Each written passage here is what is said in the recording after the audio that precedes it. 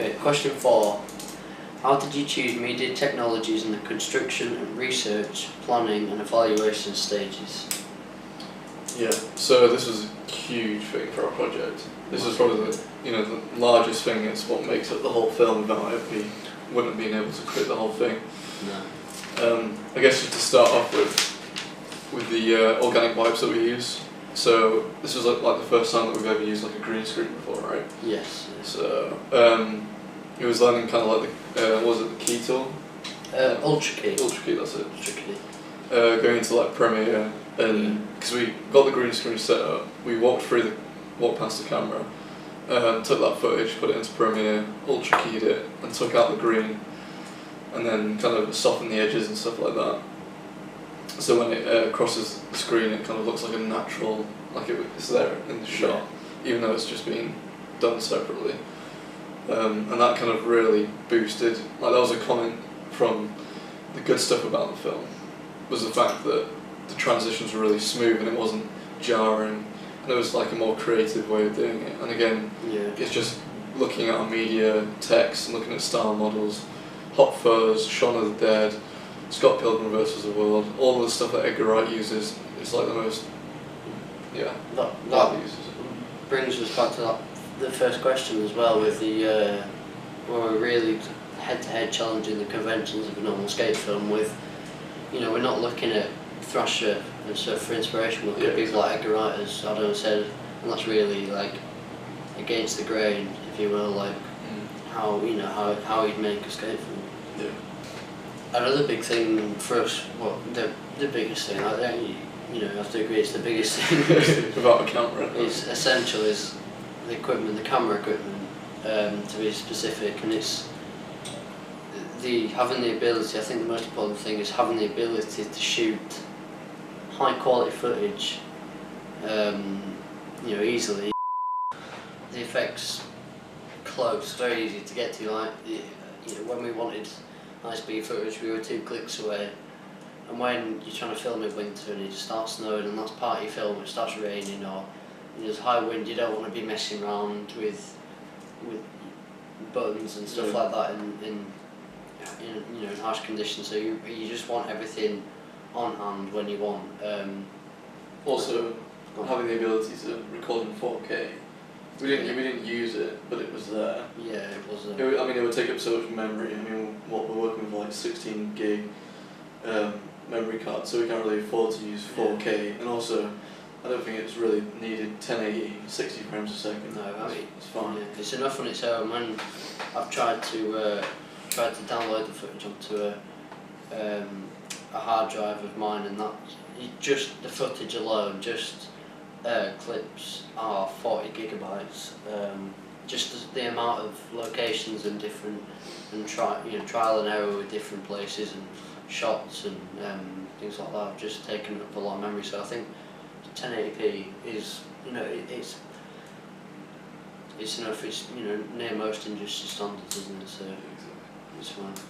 And also from all the style models that we saw online, they're all in 1080. So again, it's just following on from what we've been looking at before.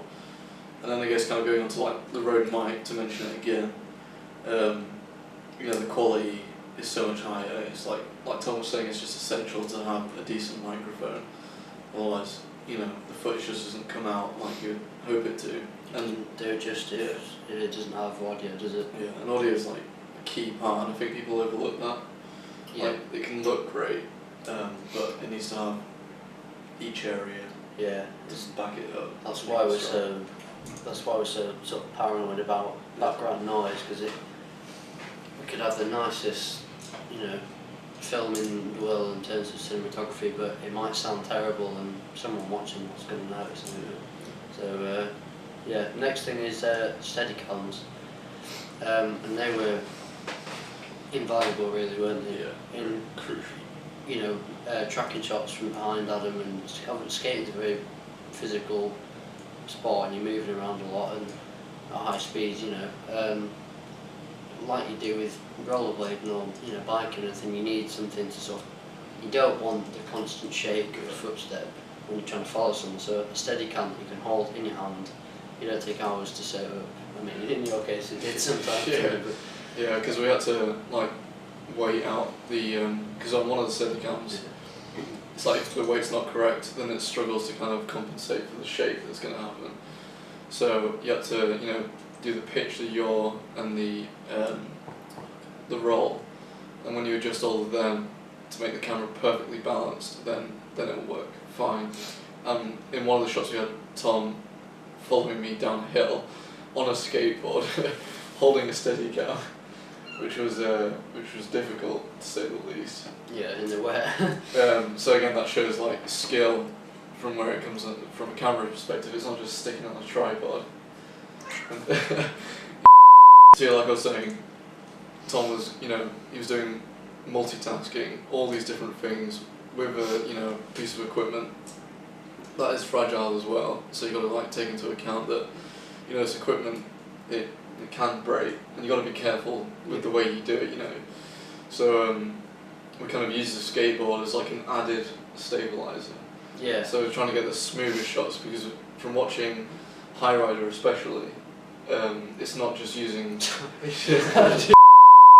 yeah, so like using the skateboard as like an added stabilizer was kind of going back to like the roots from where we kind of took our inspiration from. So yeah. High Rider especially used slow motion in conjunction with a steady shot, and I think you're not going to see any shake on a professional film unless it's intended, like films like Seven and stuff like that, where handheld is used for effect, but it's not what we want. I think there was one shot, two, towards the end that we wanted handheld. Yeah. That's where we kind of walk into the park. Yeah, we want. Yeah, I think if it's used in the right place, I think handheld can be effective. Sort of show, I don't know, maybe it puts the viewer on the same level as the actor. If you're not flying above them or doing something that you wouldn't do as a normal human. There's always shaking things, so I think it's good to sort of keep it real and sort of like raw. But also, along with that, you want some good quality stuff as well. This is like that hidden kind of symbolism as well, with like having the shaky like footage just after he's been fired and he's going into the park. It kind of like shows that kind of instability with like his character and his kind of persona. So he's kind of like mentally and becoming unstable, and the kind of the footage is just reinforcing that. It's just like when you're kind of breaking down a shot when you watch a film or anything like that, because obviously we do this on our blogs and stuff. It's kind of like considering a shot, meaning more than just showing something. It's got that hidden meaning to it. So. Yeah.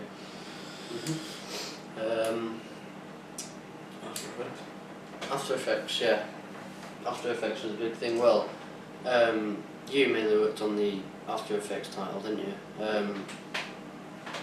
But you can see just from looking how priceless that piece of equipment is. An industry standard piece of equipment that people use all around the world, and to be able to use that to create something that really sort of starts off the film in a really good way. I think if it sets a standard for the rest of it. I think if it was just a basic ident with just a text box or something, I think from the start you'd just be thinking the standard in your head is lowered. But I think if you create a really nice, like you did, a really nice, classy, in keeping ident, I think it can have an effect on the audience before they've even seen the film.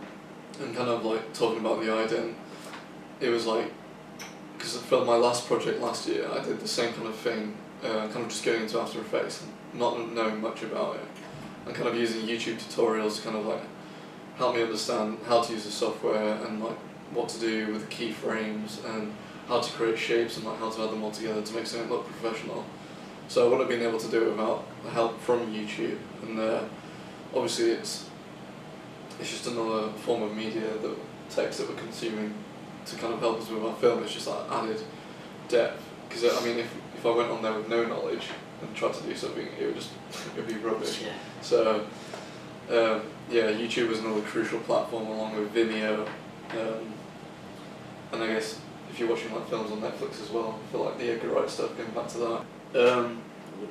So kind of like going back to the software that we're using, Premiere is equally as important as After Effects. I mean, we've had more kind of knowledge in Premiere just because it's what you've got to edit on. Yeah.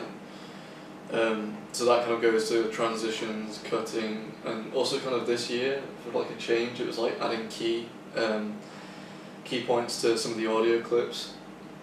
So for like changing the audio, if we want to like add in a track, especially Ben Landymore's music, we didn't want it to be like an abrupt start or an abrupt finish, so we would key in like a slow kind of raise for the audio, and we would do the same for the footage as well if it was like getting darkened.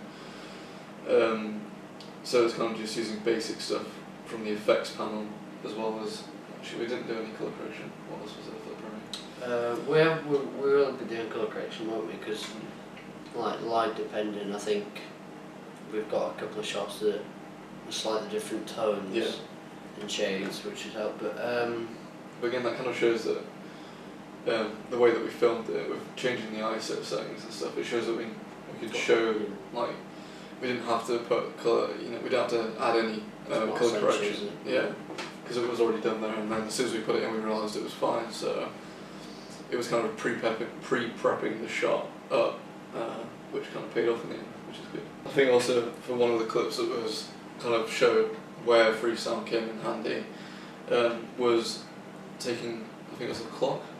oh yeah. Yeah, we had like the clock sound, obviously with the shots of the changing time. We kind of wanted to, because you couldn't really hear the ticking. So going on to freesound, obviously there's, you know, tons of tags that you can type in, and obviously just typing in clock, you can get the sound and then just put it in, so it's just kind of bulking up the audio. Mm-hmm. It's like adding this like folio that you wouldn't have got through the original clips, and then going back again to make it like, just kind of beef up again. But similar with the organic wipes, just adding that sound like we said before. Yeah. Yeah, and that really helps because it's just adding that extra level of immersion, and like you're kind of getting lost in the audio track and the sound track. So